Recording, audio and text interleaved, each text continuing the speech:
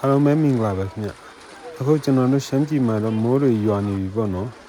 အဲကြောင့်မလို့ဒီနေ့မိုးစောတော့ကျွန်တော်တို့ဒီရက်ကွန်တွေနည်းနည်းစောပြီးစိုက်ရပါတယ်သူမြဲတွေကတော့အကုန်လုံးအစကတည်းကစိုက်ပြီးကြပြီပေါ့နော်ကျွန်တော်ခေါ်ရလွယ်အောင်လို့အပေါ်နဲ့နည်းနည်းအပေါ်ရအောင်စိုက်ချင်တာမလို့ဒီမိုးကြတဲ့အချိန်ဆောင်းရတာပါအခုကျွန်တော်ဒီရက်ကွန်အပင်တွေတော်တော်လေးရှိနေပါပြီအခုကျွန်တော်ပြတ်ထားတဲ့အတိုင်းမှာတချို့ဆိုအရွက်တွေထွက်နေပါပြီတဲတော့တဲလာလောက်ရင်တော့တေချာကျူးဆိုင်ပြရတာပေါ့နော်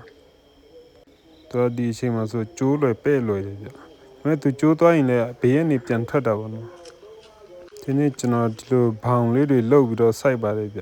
တောင်ဆောင်မှာဆိုတော့ဒီလိုဘောင်လှုပ်ပေးခြင်းအဖြစ်မြေစီလွာတွေလည်းထိမ့်ပေးရရောက်တာပေါ့နော်တောင်ပို့လို့လှုပ်ပြီးစိုက်ရင်လည်းရပါတယ်ဗျကျွန်တော်ကတော့ဒီပုံစံတောင်ဆောင်နဲ့ပို့အဆင်ပြေလို့ဒီပုံစံလေးလုပ်ပြီးစိုက်ပါတယ်ဒီတရုတ်တွေမှာလည်းဒီပုံစံစိုက်ကြတာပေါ့နော်သူတို့မြေပြက်မှာသူတို့ကျတော့ဒီ plastic အုပ်ပြီးစိုက်ကြတာဗျကျွန်တော်ဒီနွားချေးဒီမီးပြရအဲ့လိုမျိုးထည့်ပါတယ်ဗျမြေဆွေးပေါ့နော်ဒါတော့ကျွန်တော်စိုက်တဲ့နီးပါခင်ဗျအားလုံးကျေးဇူးတင်ပါတယ်